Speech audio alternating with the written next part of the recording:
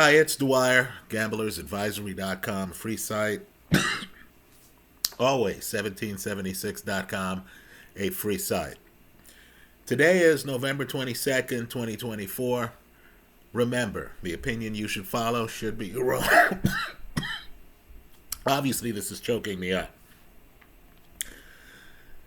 Just consider this to be a second opinion from a complete stranger online. Now, it's just part of the sport's ethos.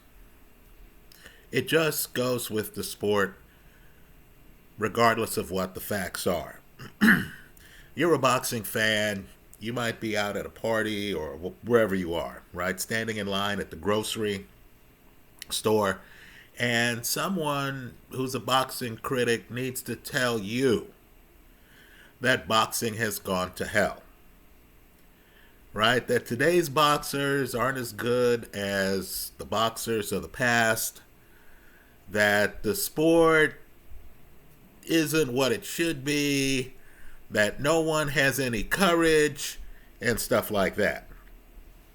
Let me just say, Oscar De La Hoya has a clapback video that's out right now. Now, I'm a big Oscar De La Hoya fan. Understand, Oscar, the Hall of Famer, was actually a better fighter than we remember, right? I encourage people to revisit Oscar against Ike Quartey. Now, the scoring turned out to be ridiculous, but let me just tell you, in real time, you thought whoever wins this last round wins the fight. That was the mood. Right? You're watching the fight. It's a jump ball. Both guys, blood and guts, went all out. You thought whoever wins this last round is going to take this. De La Hoya came out and knocked down Ike Quartey. Folks, it was a jaw dropper. Right? This was a great fighter in an intense moment, needing something and getting something. I want people to realize that Oscar against Bernard Hopkins, in my opinion, at least on my scorecard, Oscar's winning that fight. Hopkins throws the great liver punch. Knockouts count in boxing. Oscar's on the canvas. He can't get up. Bernard Hopkins wins that fight. Right? Knockouts cause amnesia. We forget about everything leading up to that fight. At a minimum, Oscar has a hand speed advantage on Bernard Hopkins. Let me say, we forget how much of a jump ball the Fernando Vargas fight seemed.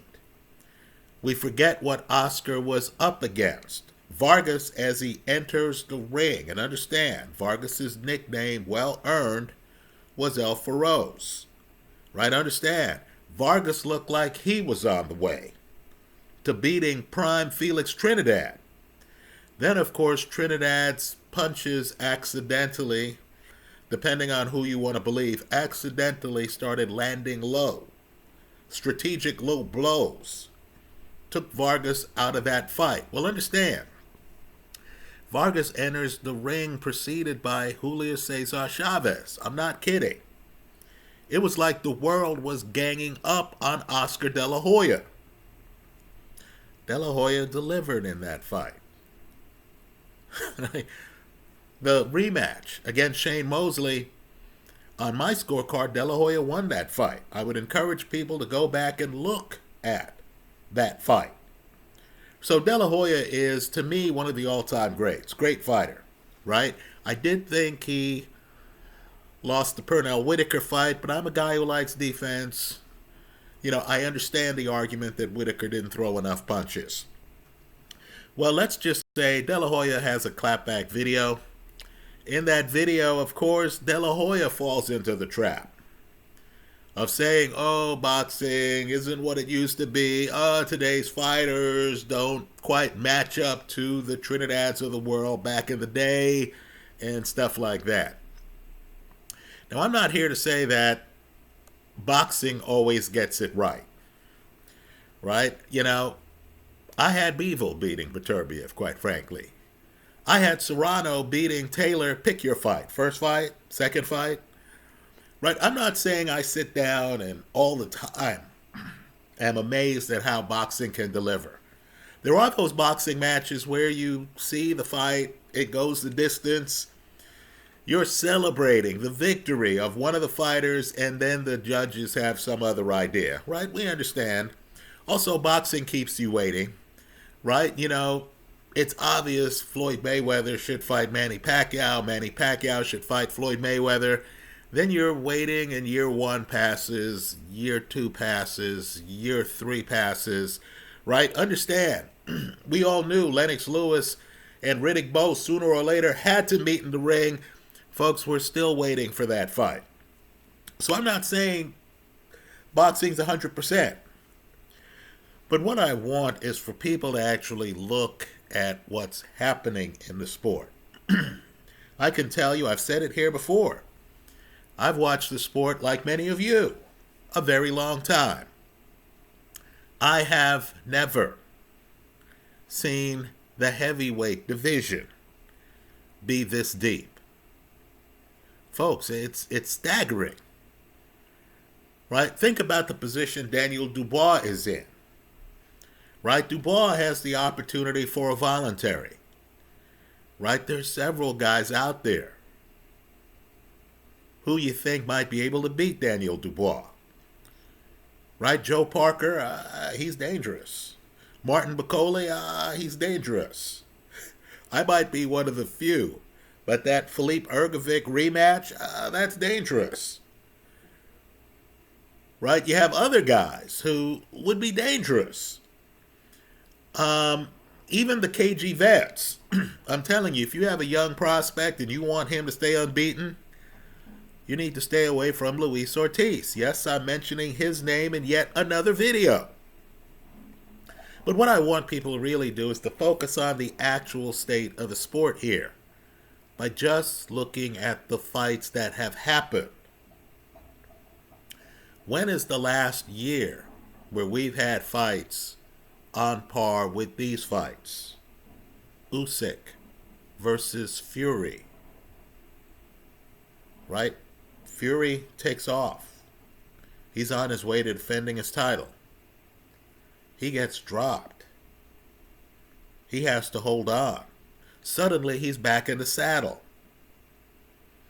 Then we get to the scorecards. Right? Understand what that fight was going in. Unbeaten versus unbeaten for the heavyweight championship. That fight happened this year. A fight I just mentioned.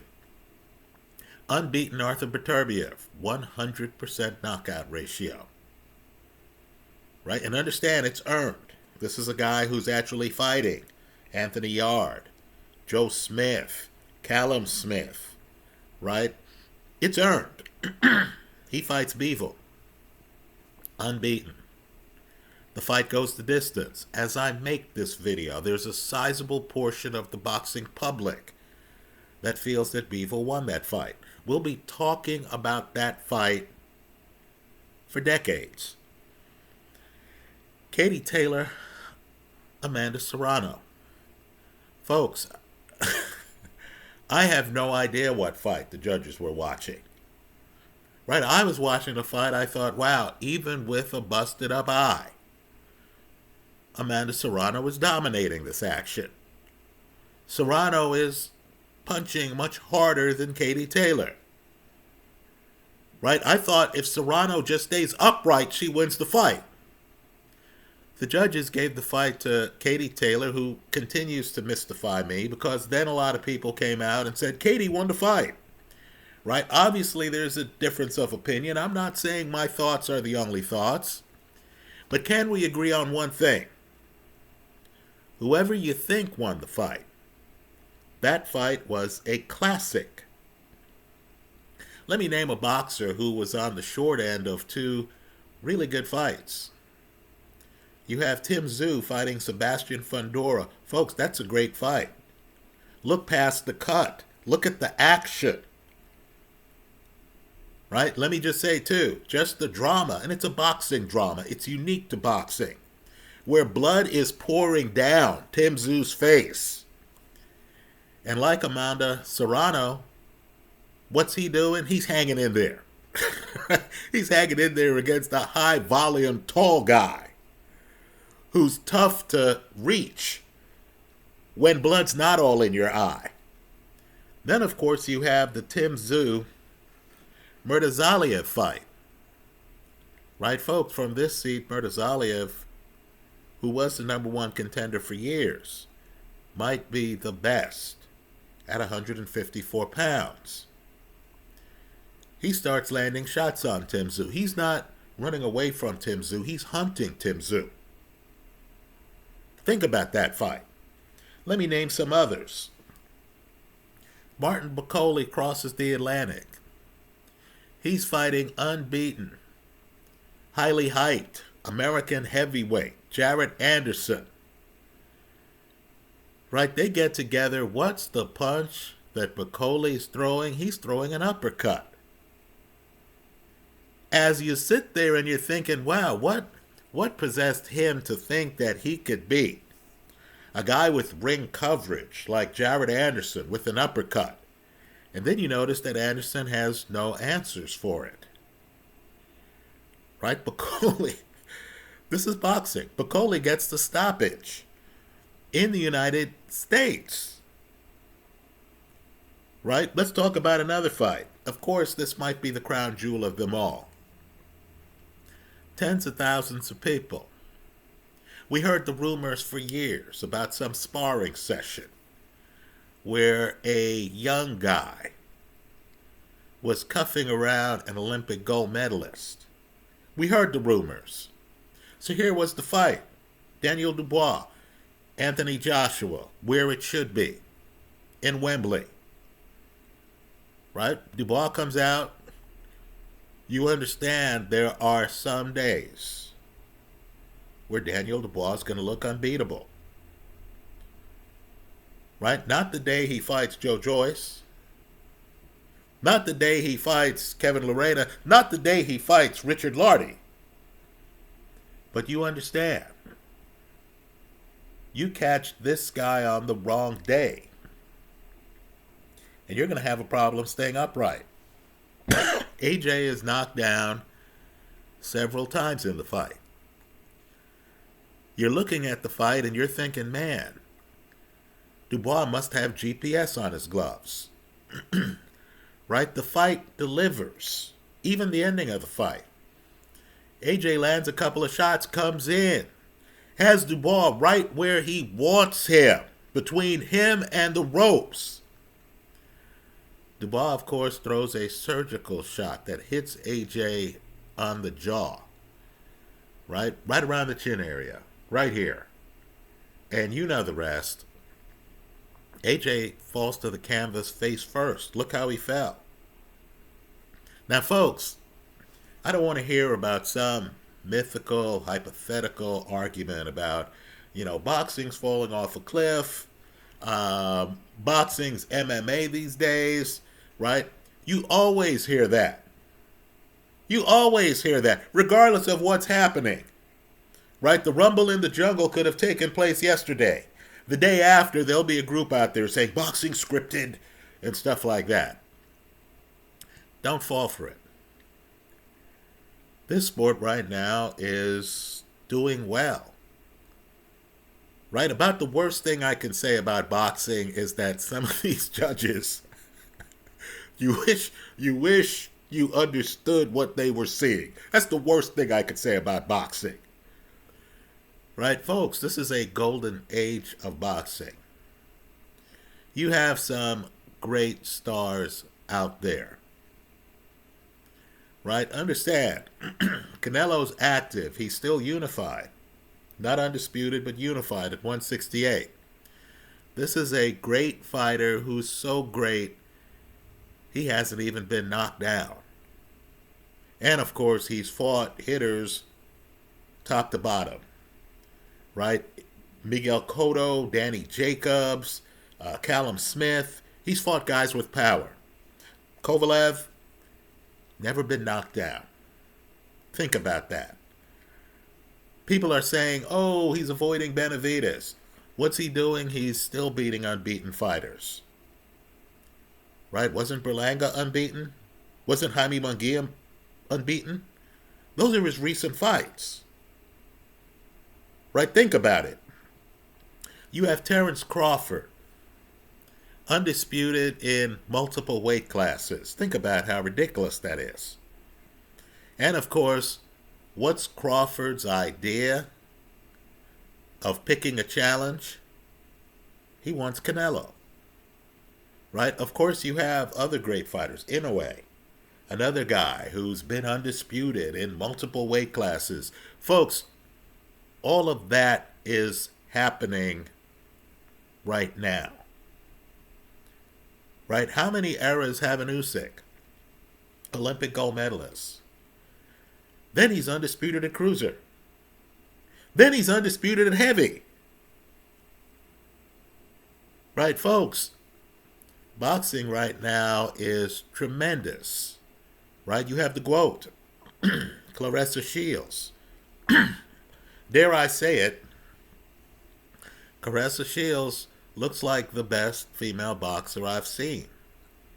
Right? Layla Ali, Christy Martin, I'm not sure if they would stand up to today's level of competition. Right? Amanda Serrano, all I could say is I've seen her win 2 fights against Katie Taylor. She hasn't been awarded any of them. I saw her cut. You and I know there are many referees who would have stopped the fight, and she was probably ahead on the judges' scorecards.